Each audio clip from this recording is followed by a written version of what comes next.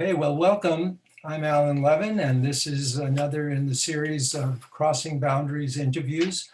Today, I'm really happy and honored to be having this conversation with Rabbi Arthur Green.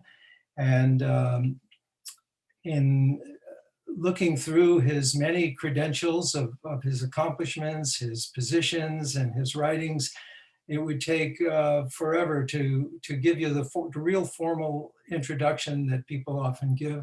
So I noticed that I want to refer you to Wikipedia, which lists at least 17 books, not counting this one, which I've been reading and being very, very thrilled by, Judaism for the World.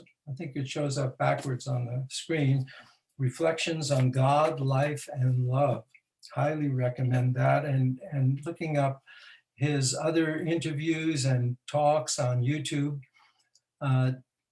In not giving the very formal pronouncements or introduction, I want to give a personal testimonial, which is that I was reading through his writings, looking for maybe some pearls of wisdom that I could use as startups for some conversation. And I found myself wanting to write down everything that was in the book. Every line is so filled with very authentic, personal, deep spiritual experience. And I myself was moved to once again return to the exploration and maybe practice, who knows, of Jewish spirituality, at least as it's been illuminated by Arthur Green. So I'm quite honored to be speaking with you today and look forward to this conversation, Art, as you have expressed. Thank you, Alan. It's a pleasure to be here. I'm delighted to do it, and I'm glad you enjoyed the reading and got something out of it. That's great. I definitely did. So let's start with early on. As you know, I'm interested in boundary crossing, and it seems as though in your early days, you went back and forth across a few boundaries. To start off, you lived with you were with your parents, and your parents were atheists, and yet you sort of gravitated to your traditional religious grandparents on your mother's side. Was there an inner tension for you at that age in doing that? Was that a crossing over some kind of line? It was crossing over a line. I don't think there was much tension originally. I was just a curious kid, and when I was 8 years old, my dad, who was a militant atheist, said to me, "You have to do this terrible thing for your mother's mother, for grandma. That is called going to Hebrew school, so you can have something called a bar mitzvah. But if you hate it, you can quit." And I took to it like a duck to water. I loved it from the beginning. I don't know why. I'm one of the rare success stories of the afternoon Hebrew schools. Mm-hmm. And there was not tension, but when I was an adolescent, it came to be a matter of great tension between my father and myself. I was becoming more and more observant, and he thought that was medieval, backward nonsense. I had fallen into some terrible trap that he was trying to rescue me from. And the more he became angry about it, of course, the more I was pushed into the arms of a loving and embracing God, as opposed to those of a stern and critical father. Mm-hmm. So you felt a religious impulse inside yourself? Yes, yes. When I was 8 years old or so, I remember taking my mother to Friday night services at the big temple in Newark, New Jersey. I don't know why she came with me. It may have been to escape the cigar smoke in my father's Friday night bridge game. It may be because by then she was already diagnosed with the cancer that killed her when I was 11, and maybe she needed religion in some way without wanting to admit it to her husband. But she came with me. I was taking her, but she came with me rather happily to those services on Friday nights. So But I'm looking I, for I what's was the one who inside you. wanted to go. I was the one who took the lead. I remember being 8 or 9 years old Uh-huh. and saying, "No more Christmas stockings for me. I want to get Hanukkah presents instead of Christmas presents." My father was trying to be that assimilated, and so I was pulled toward this at a very young age. And what was the pull? Did you feel something of the of what you now would think of as a spiritual experience, a feeling, a vision, or anything like that? It's so hard to remember that age, Alan, to reconstruct it. I would be faking it if I did, I think. Yeah. I remember being very attracted to it. I was attracted to the old world. I was somehow a kid somewhat out of place Mhm. in the American community, ethnic community, school community we lived in. My grandparents were Yiddish speaking East European Jews. Our neighbors upstairs were Ukrainian speaking immigrants from the old country. And I was attracted to these old people and their old worlds Mhm. and their funny languages. And there was just something mysterious and wonderful about them. And I knew somehow it was a world different than the world of not being chosen for the lineup in the baseball game that was happening in the schoolyard. Mhm. And I was attracted to it, as I say, very young. Some kind of soul calling you, perhaps. Maybe soul calling or maybe psychological retreat. I'm whether Uh-huh. you interpret it spiritually or psychologically is very hard to untangle at this point. Yeah, right. I would say by the time I was 12 or 13, it was becoming more clearly spiritual. There was, as I say, a loving God, a loving father figure in my imagination, in my mind, Mhm. who was important to me Mhm. and was a contrast to my earthly father with whom things were getting very rough. So you became, in effect, following a fairly orthodox path as an adolescent, but then you left that. You got disenchanted, or um, somehow threw it all away for a bit. I was becoming closer and closer to orthodoxy through my adolescent years. Yes, as much as I could in my father's home because he wouldn't tolerate full observance. I mean, there were scenes of my walking 2 or 3 miles to synagogue and Dad in the car trying to force me in on Saturday when I wouldn't ride, etc. There were pretty rough scenes between us. Mm. Um, Once I left home at age 16, I went to Brandeis when I was 16, and that gave me a chance to be part of the little community of Orthodox kids there, and I was very happy. But when I was 18, I realized I had just been kidding myself. It was all a bunch of nonsense. Mm. I didn't really believe in that God whom I had created for myself. Mm. I probably had been using it as a way of avoiding dealing with the pain of my mother's death and not admitting the finality of death and various related psychological issues. So I just, on the eve of my 18th birthday, I went out and ate a couple of non-kosher hamburgers, and that was the end of that period in my life. Ah, I uh-huh, like to say that after one hamburger I might have repented, but after two it was all over. uh-huh. And I tried on being a secular Jew. Excuse me. I tried on for a couple of years, saying, "Well, I'm very Jewish. I'm very involved," and I was studying both Hebrew and Yiddish in college, and cared a lot about That's Jewish identity, but I'm a secularist. okay. And after a year or two, when I was 20, by the time I was 20, I said, "No, I'm not really a secularist. I'm interested in questions about ultimate meaning and why I'm alive and why I'm slated to die and what I do between life and death and the ultimate reason for being here." And all those are all religious questions. I didn't like any of the answers I had previously given myself, but it became quite clear to me that I was a spiritual seeker by the time I was 20. And that's when I was introduced by some teachers to the study of Kabbalah, to the study of Jewish mysticism and Hasidism, and that became a new kind of path, a way of re-embracing Judaism, but in an entirely different mode and belief structure. Was the re-entry into the more mystical side of Judaism? Uh, you spoke openly in an interview that I saw on YouTube recently of your experiences with psychedelics. And I wonder, did that have any influence on your going back, or did it and getting involved in mysticism, or did the study of mysticism at first be somewhat academic and then become No, more experiential?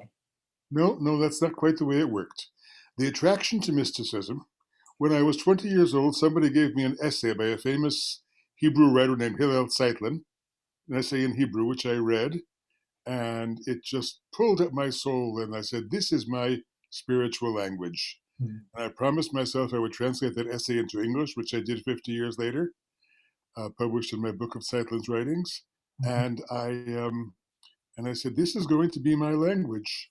And I was drawn to it for personal as well as academic reasons. It was not, I never distinguished the personal from the academic. Mm. My professors, my professors at Brandeis, Alexander Altman of blessed memory, Nachum Glatzer, these were people of deep religious faith while being completely academic in the old Germanic mode of their training.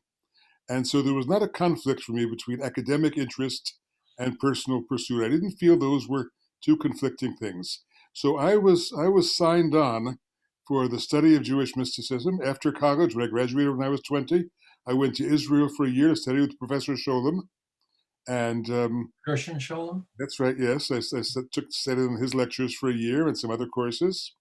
And then I went to the Jewish Theological Seminary to be ordained as a rabbi, not so much because I wanted to be a rabbi, but because I needed the background in Talmudic studies in order to master the Kabbalistic texts. And at JTS, at Jewish Theological Seminary, I had the wonderful blessing of becoming a private student of Abraham Joshua Heschel and studied with him for 4 years privately in addition to coursework. Yeah. And it was only in the course of that, in the middle of that, that I had my first psychedelic experience. Mm. I would say I was 25 probably when I took acid for the first time. So there was a 5 year period when I was already deeply involved in the study of mysticism and Hasidism before LSD. It deepened the experience and made the experience much more real. It was very important, but it did not initiate it. You did say in this interview that I saw that it deepened your vision of Judaism, and that you were moved towards meditation, towards actual practices, I guess, that integrated the personal experience of the mystical with your studies. Would you say, could you elaborate a little bit on just how much after you did start experiencing the altered states that were facilitated by what we call today entheogens? Um, Yeah. you're familiar with that term? Yes, yes. Yeah, much more apt, I think. Um, Mhm. that how that influenced your furthering of your studies of mysticism and your experiences of Judaism itself. Well, first of all, I want to say that the experiences of LSD and psilocybin for me in those days, I probably did it between 6 and 10 times. I also guided trips for others for a while. Um, those experiences immediately linked up to things I had been reading in the Hasidic text. I said, "Oh my God, this is what they must have been feeling, and that's what this must be talking about. And these people must have had some similar experience." I didn't think they had discovered these substances, though there's been some speculation about whether hashish reached Eastern Europe. That's just a historical footnote question. Um, but um, but I understood the parallels immediately. The only other person I knew who shared both these experiences, LSD and deep knowledge of Hasidic sources, was Zalman Schachter. And so we used to correspond in those days by sending each other photos of Hasidic texts with exclamation points next to them saying, "Wow, look at this one, and he must have known this," and so on. And then when I read somebody like Alan Watts, I said, "Well, that is a sort of generalized, westernized translation of an experience I've already seen described in the pages of an 18th century text or a 13th century text in a different way." So that was all alive and cooking in my mind at the time, I would say. I never became a disciplined meditator, Alan. I don't know if I didn't have the discipline for it or it wasn't native to me. The only you might say, non-Western practice that I became involved in for a couple of years on a regular basis was something called subud. You may know what that is. When I Mm, was in my late 20s, I went to subud sessions. That was a kind of that's an Indonesian sect and break off of Indonesian Islam, and they used to have, I don't know if they still have, centers mm, around the world. And you went twice a week for a session called latihan, which was you walked into a room, men and women separately. You took your shoes off before you went in, and then somebody said begin, and you could do whatever you needed to do as a spiritual exercise. You could scream, you could sing, you could jump up and down. mm. The only rule was you could not touch another person in the room. And after half an hour, somebody would say finish, and there was a little bit of silence. Then you walked out and had tea. You were supposed to keep your eyes closed, so you never knew who had been the screamer next to you, or the dancer around the room. You were just there with your eyes closed, and it was very meaningful for me as a kind of powerful release of religious emotion. And for a while, then it felt too much like a nut house. You can imagine in New York City, this attracted a lot of people with a lot of needs, Yeah. and What's it called again? Could you say? Subud, S-U-B-U-D. Oh, okay. I have heard of it. As you were describing it, somebody once described that experience to me. And after a year or two, I dropped it, and Uh-huh. then I went back. You know, Judaism is so rich in forms of practice. I Mm, didn't feel I needed to adopt practice from elsewhere. mhm, I was quite ambivalent about the practice of Judaism, the ritual practice, because I'd been so compulsive about it as an adolescent.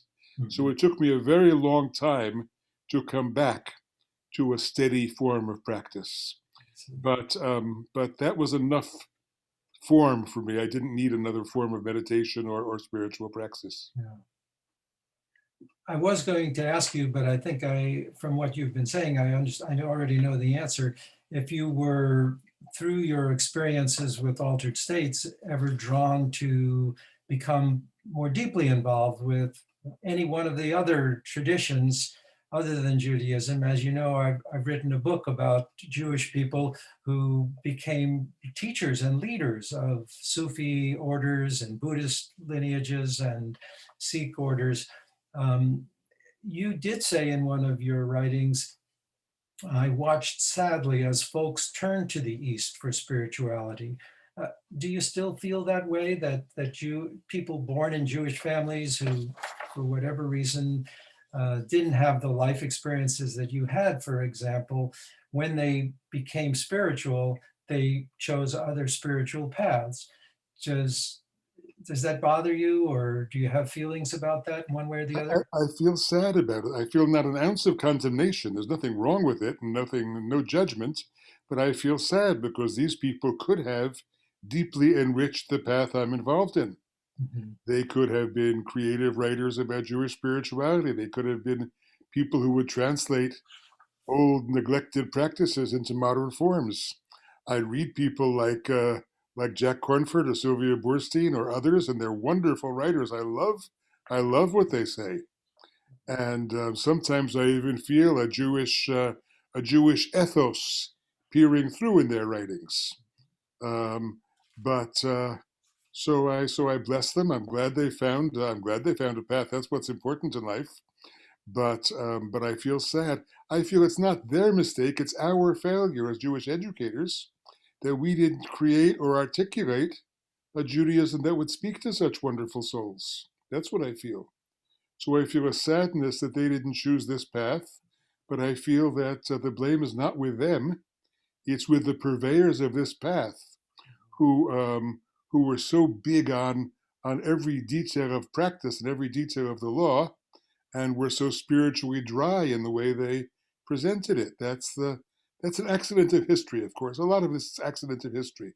Remember, remember, please, that most of the surviving Hasidic community in the modern world was wiped out by the Nazis. Of the 6 million Jews, 3 million were Polish Jews. A million of them were probably still Orthodox and largely Hasidic. And masters and spiritual teachers and so on among them. People in the Buddhist world and Sufi world often speak about lineage. Our lineage was very much cut off by violence. Right. One of the great reinterpreters of the two, I would say two, in the 1920s, there were three very interesting reinterpreters of Hasidism. Zeitlin, whom I mentioned, the rabbi of a town called Piaseczna near Warsaw, he lived in Warsaw, who was writing spiritual exercises and meditations using imagery and so on to try to translate Hasidic teaching into contemporary language, and a man named Eckstein who published a very interesting little book called The Conditions of the Soul for Acquiring Piety.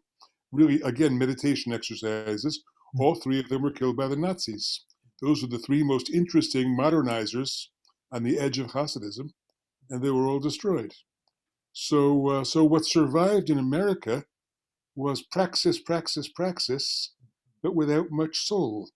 And it's no wonder that sensitive, seeking souls weren't drawn to it. I don't blame them, but that's part of our history, part of the tragedy. You teach and have a whole rabbinic school that you refer to as Neo-Hasidic, which broadens and opens and universalizes, it seems, and takes the rigidity out of what most people have seen in the current Hasidic ultra-Orthodox Yes. world. Can you talk a little bit about that mission that you seem to have taken on? Is it, do you feel as if you, not single-handedly perhaps, but are really at the cusp of trying to re-infuse Judaism with a kind of spirituality that other traditions have been able to maintain because of the continuous lineage?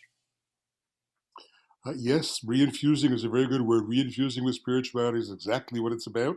Let me first clarify a formal point, and that is the rabbinical school at Hebrew College is not officially a Neo-Hasidic institution.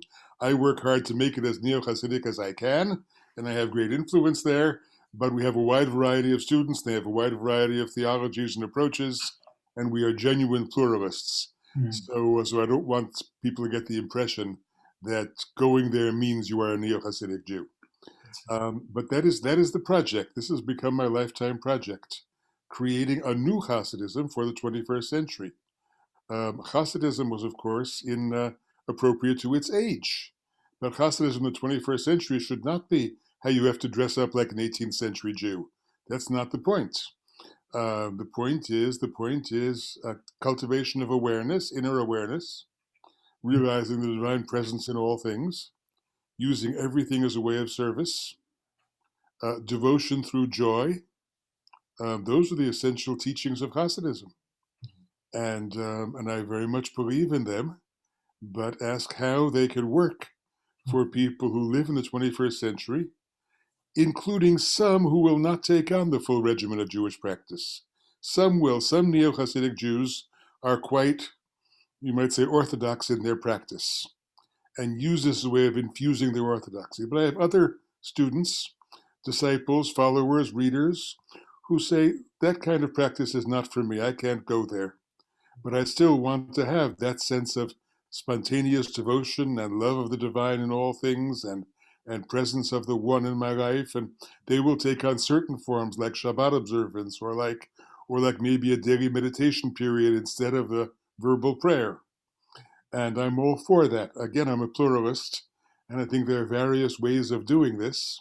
But yes, that reinfusion of Judaism with a genuine universalist spirituality that sees the one behind the many, that sees that the divine is there in all things and in all people and in all souls, and finds that a joyous and liberating kind of insight discovery.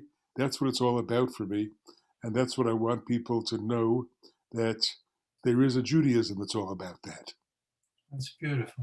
I love that about what you have said and in all of your presentations. And it does seem that tradition and rituals that go back, way back, are part of Jewish practice. that makes it Jewish, other than simply meditating and having that direct spiritual connection that people get from some other traditions or just meditation. One of the things that you said that I found so very interesting is tradition is a profound echo chamber of the countless generations of its faithful and reaches into antiquity. It makes me really feel that there is something that I have attuned to, which is that there is a lineage that is energetic, that comes through many, many generations, that infuses or enters into the present. And we tune into that, we tap into that sometimes in some ways by invoking, using the same words, using the same actions, using the same rituals that have been used over time. Can you say a little bit more about your own thoughts about rituals and tradition? I understand you're pluralist and you don't insist on them, but in your own life, they've become fairly important. When you quoted me, it reaches into antiquity. It's the antiquity of years, but it's also an antiquity within the soul, Mm, because there is an inner layer. People talk about the reptilian brain. People talk about how much memory of our historic journeys is in our DNA. mm, And so when it reaches into antiquity, I think that antiquity becomes the echo chamber that lets it resound in a deeper place of the soul. I am doing this as my ancestors have done this over so many years, speaks to some deep inner place within me. And I think that's part of the point of it. It's not just loyalty to the past, but it's an echo that resounds within the self because of that power of tradition. So I've come back. It took me a very long time to overcome my ambivalence about observance, because, as I say, of my adolescent bout with religious compulsiveness and religious extremism. And a long time means half a century. But when I was in my 60s, I said, it's time to outgrow adolescence. mm. It's time to be beyond this adolescent struggle. You love this way of life. This is the way you want to live. Who are you kidding? And I just fell into a fairly traditional pattern of observance on a steady basis. I'm not one who goes and looks up in the books, do I have enough of this or did I do that properly and so on. I know how to live the kind of Jewish life I want to live. So I'm quite traditional, but I don't define myself as Orthodox, certainly not theologically. But I've become very traditional in observance, and I'm quite comfortable with it. And it's a mantle I wear somewhat lightly, but very regularly in a very regular daily way, and it's been good for me, and it's sustaining. And I find that ritual is sustaining not only on good days but on bad days. Maybe it's even more important for the bad days. When I'm feeling low or I'm feeling impatient with with what am I doing here, somehow the ritual form binds me to a certain regularity, reminds me of where I was with some of those same rituals on my best days, and picks me up. So having that regular form, those regular forms in life, I find is good and sustaining for me. This COVID year, I'm a widower. My wife died 3 years ago after 49 years of marriage. And I live alone, and sometimes there have been times of loneliness and times of difficulty in a COVID year. And I found that the ritual patterns, in that sense, have been very helpful and sustaining. And the fact that I share that behavior with other dear friends, some of whom are nearby and some of whom are half a world away, is also powerful. I know I'm going to speak to my friend so and so in Jerusalem, and we're both living the same kind of Jewish life, and that is sustaining as well. As you've said, you don't hold these traditions in any kind of a rigid way.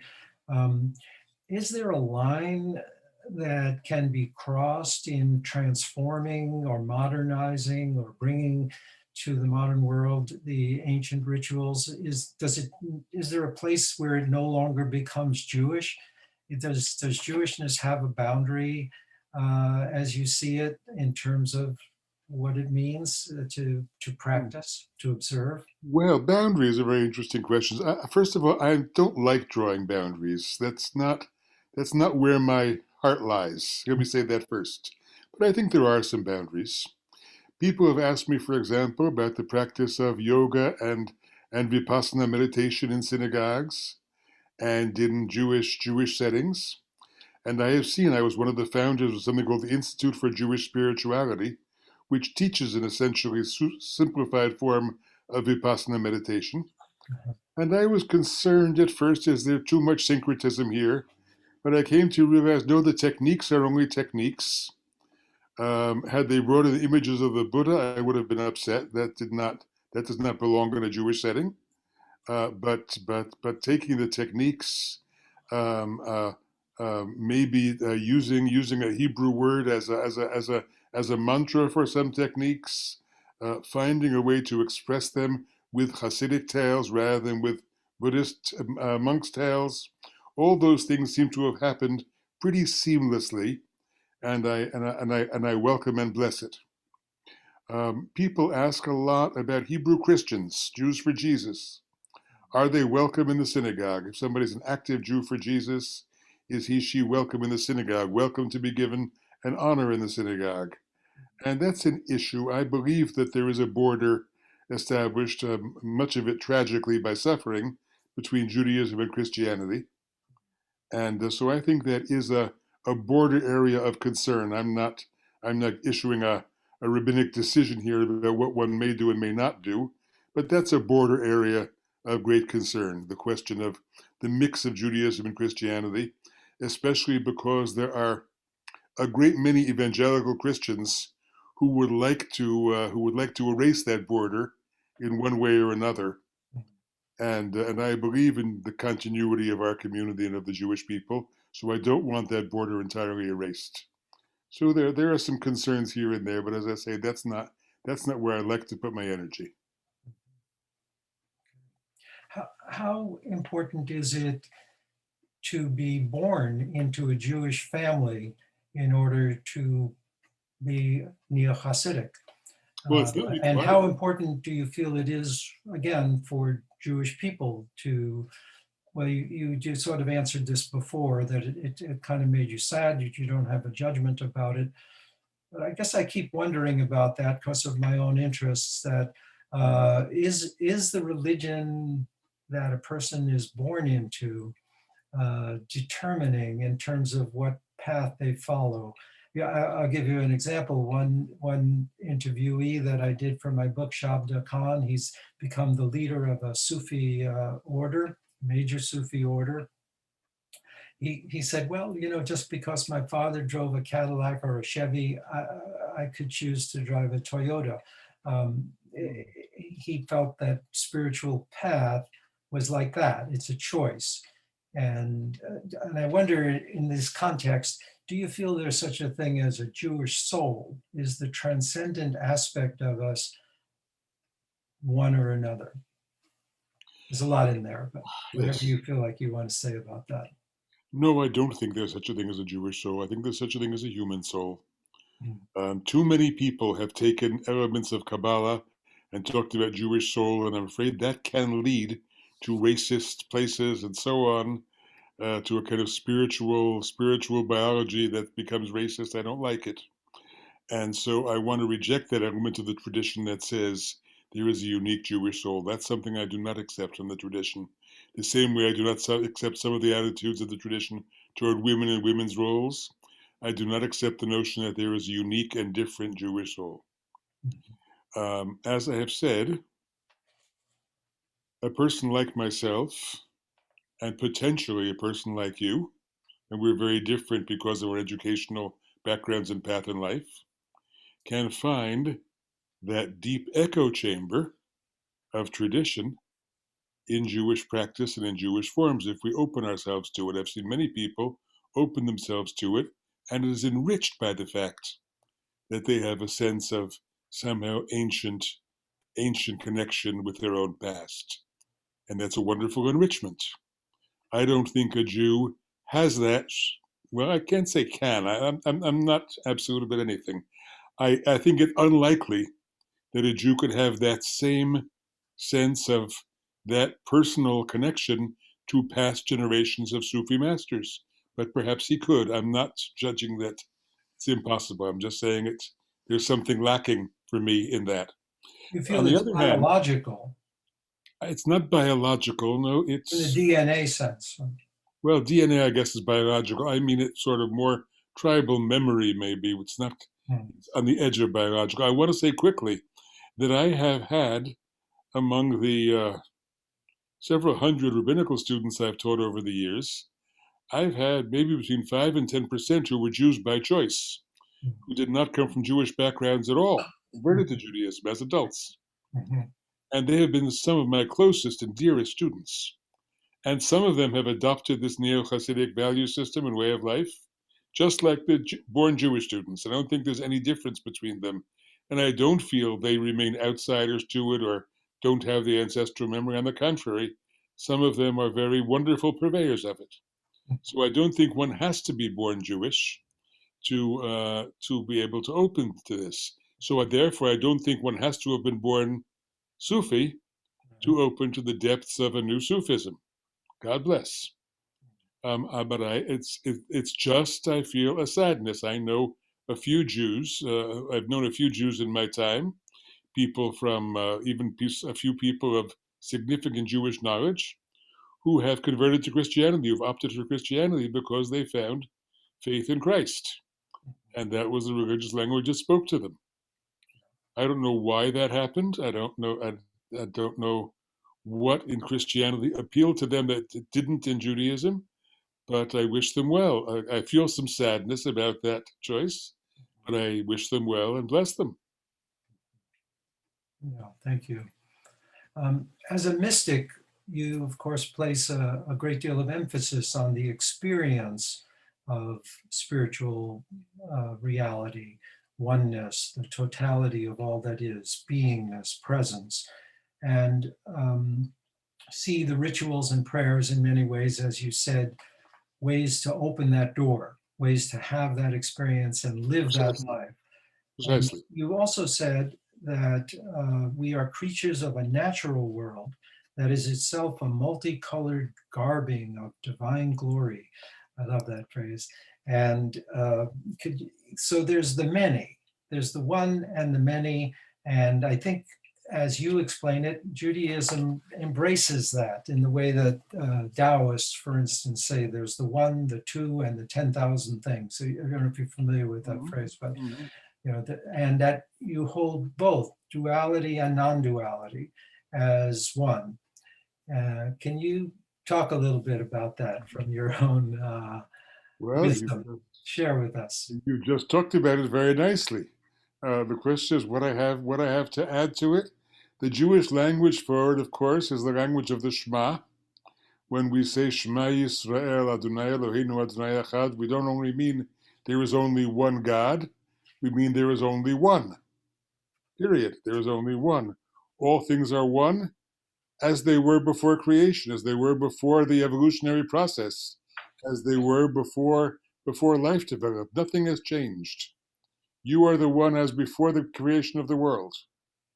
And then after we say the Shema, the ancient custom is, it goes back, custom going back to at least to the first century, we whisper, blessed be God's glorious name forever and ever. And according to the mystics, that whisper is saying, yes, but oneness is there among the many as well. It's not only it's all one, but there's many and there's one. Or there's one within the many. But you whisper that, you don't say it aloud because it's a secret. If you revealed that secret, we wouldn't be able to live in the world of the many anymore. We would say the world of the many is just illusion. Poof, it's gone. And we don't want that because our job is to live and do good in the world of the many. We have mitzvahs to do. We have good deeds to do in the world of the many. Yeah. You know, Yeah, feeding the poor and healing the sick, and putting on the straps every morning. Those are all deeds in the world of the many, and those are all deeds in the world of the many. And if we said it's all an illusion, out loud, we would crack up or we would leave it behind.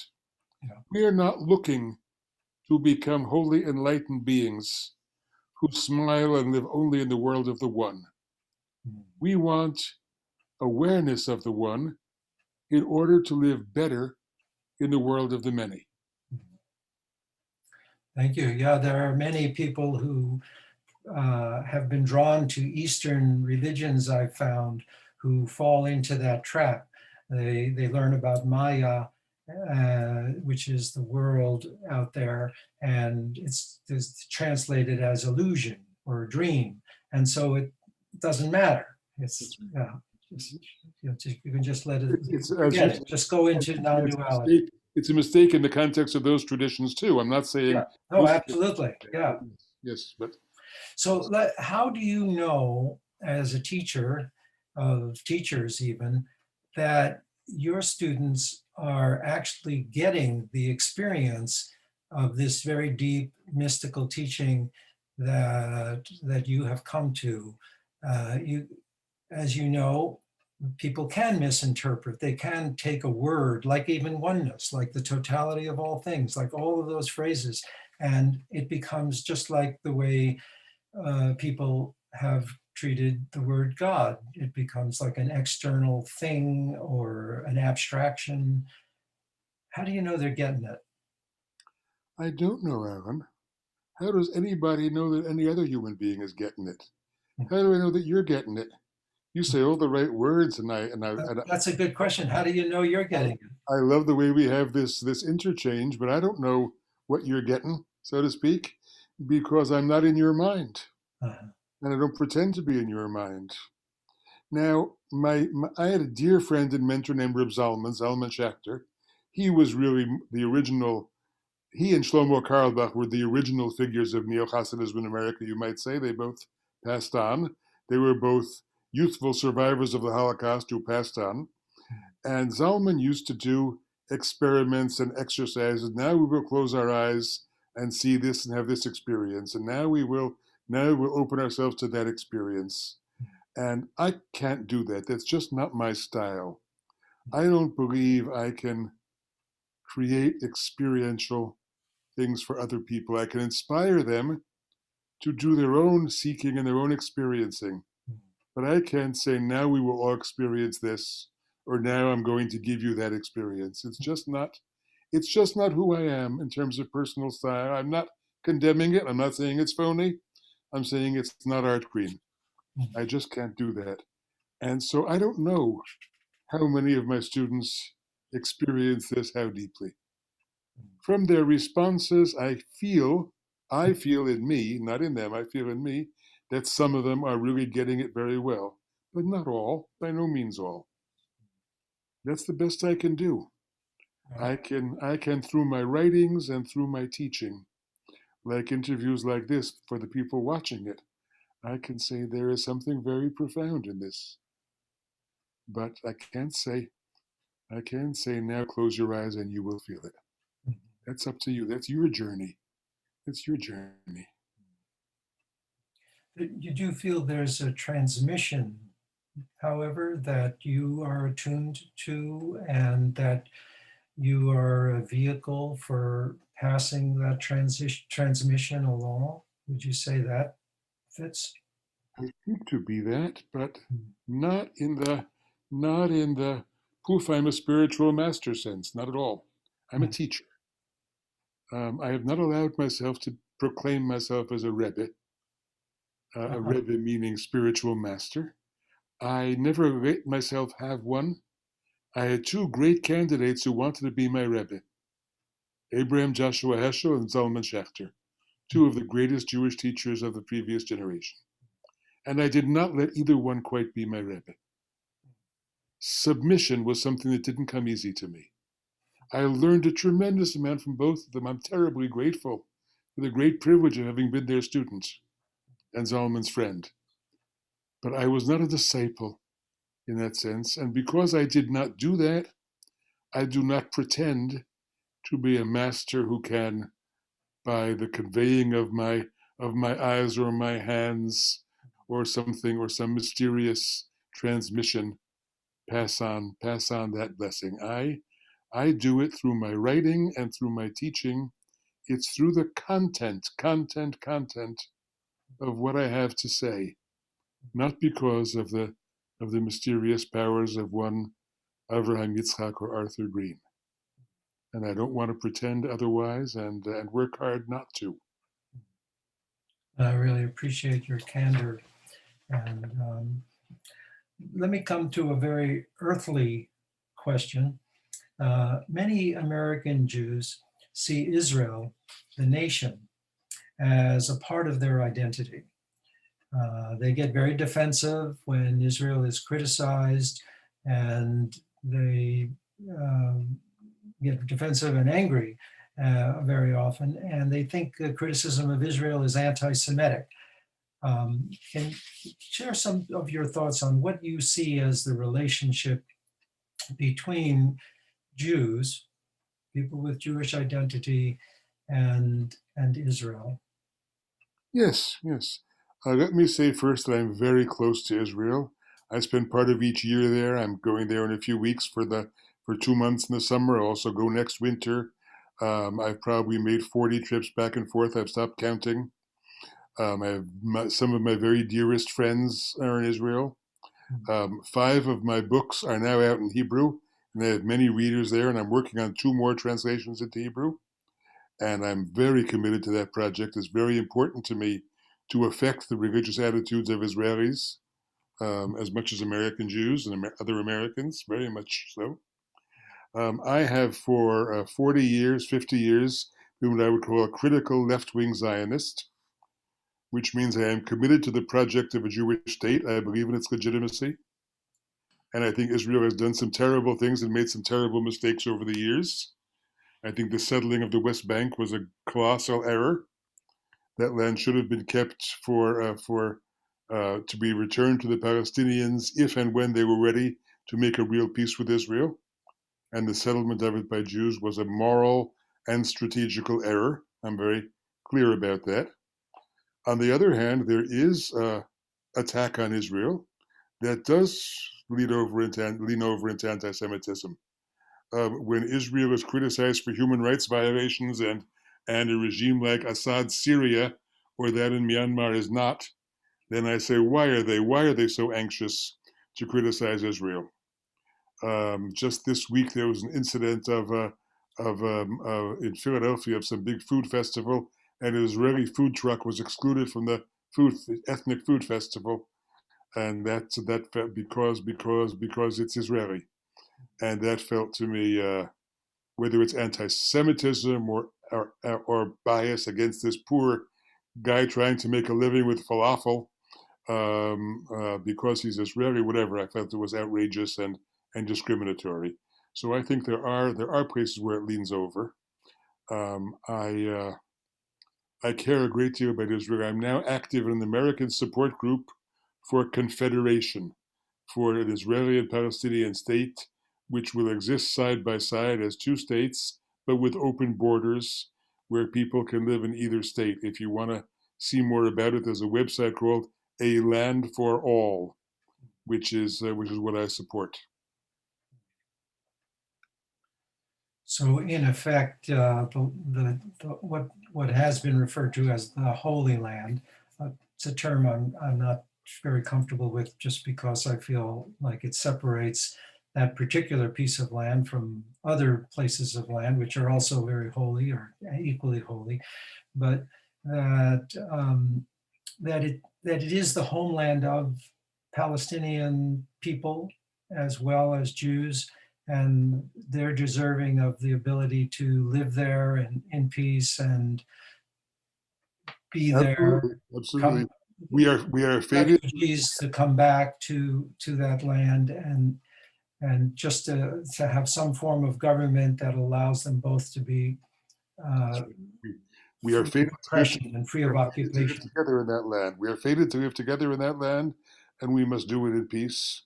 Mm-hmm. And the passage in the Talmud that most beginners start learning Jewish ethics from is 2 people are holding onto a garment. One says it's all mine, the other says it's all mine. What should they do? they should split it between them. And it's the two peoples are holding on to a land. They have to learn to live together in To peace. share it. Yeah, sharing is what it's In about. fact, And perhaps do if you I see wanted any to, possibility of the way the current Israeli population and government seems to be of that happening without outside pressure? no, not this week, not this year. Mm, Maybe something will change. We have to hold on to that vision. mm, We have to say we believe that both peoples have a right to live there in peace. mm. And we have to cultivate that vision for the time that will be ripe to implement it. I don't know what will bring on that time. Maybe it will be, God forbid, some terrible war. Maybe it will be um, environmental crisis that's so severe that Israelis and Palestinians have to get together to live with it. Water shortages there are very severe, you know. Water limitation. Other things may develop, and so we have to maintain faith in that vision that the two peoples can live together in that land, a land for all, as I say. That's the group, a land for all, and we have to preserve it for when the time is ripe, and always keep it in mind. Okay. Not easy, I- not easy. And I have some hope in this new Israeli government. We'll see. They'll mm, solve some small problems. They won't be able to solve the big one. And the Israeli voting public has gone very far to the right in ways that scare me, and sometimes turn racist, which scares a lot of people.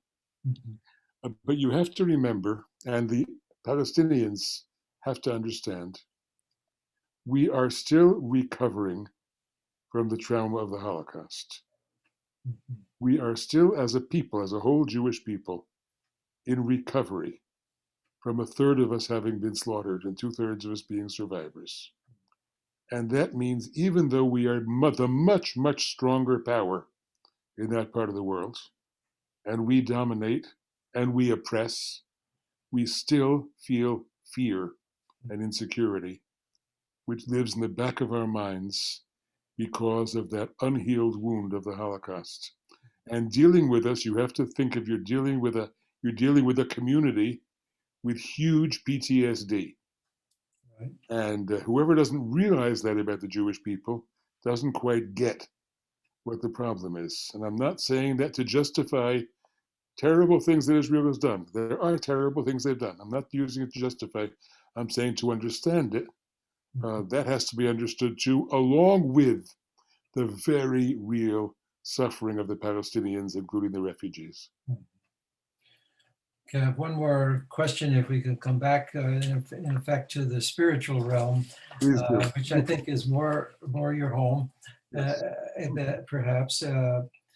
Many people that speak of the perennial philosophy speak of all religious paths, all spiritual lineages essentially being the same. Uh, you have said that you, I had a line that I wanted to read.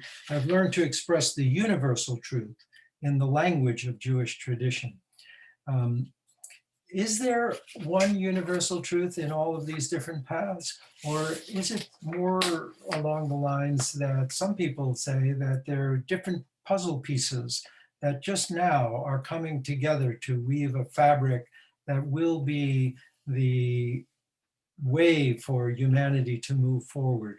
And some people are advocating, myself included, a kind of interspiritual approach to life, where we are deeply honor and respect and are open to studying the different forms of these different traditions because they actually bring in something different.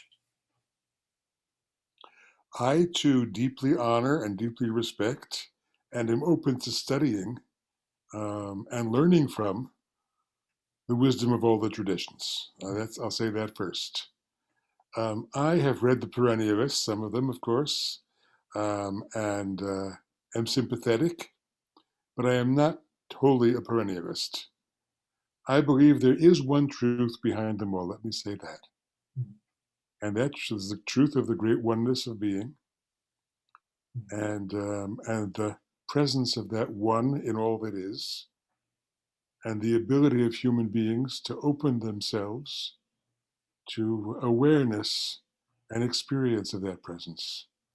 That's what it's all about. Yes, I think that's what religion is all about. But the paths of religion do it somewhat differently. Of course, each one does it in a unique way. And I think the power of those paths lies in lies in preserving them in their fullness and to a certain extent historical pureness. So to take a bit from here and a bit from there, I think you wind up with more of a hodgepodge than you wind up with enlightenment. I think one should ultimately choose a path and live that path. If one is a Zen monk, I think one should be a Zen monk. One doesn't need Shabbos in the Zen monastery. And if one is doing a Jewish path, I think one should do a Jewish path. By all means, read Suzuki and all the other great writers about Zen. Professor Suzuki was coming around to the college campuses when I was an undergraduate with many books. Read the many writers about Zen and learn from them. But your path is your path. Are all those paths going up the same mountain or down the same well? Yes, absolutely. But each of them does it with its own best with its own integrity and wholeness. Well, thank you. And that's a beautiful way to conclude our conversation. I hope, in fact, that our paths continue to intertwine and learn I from hope so, Alan. It's been a great pleasure talking with you. I've enjoyed it greatly. blessings to you. All right. Likewise, likewise. Peace and blessings. Shalom.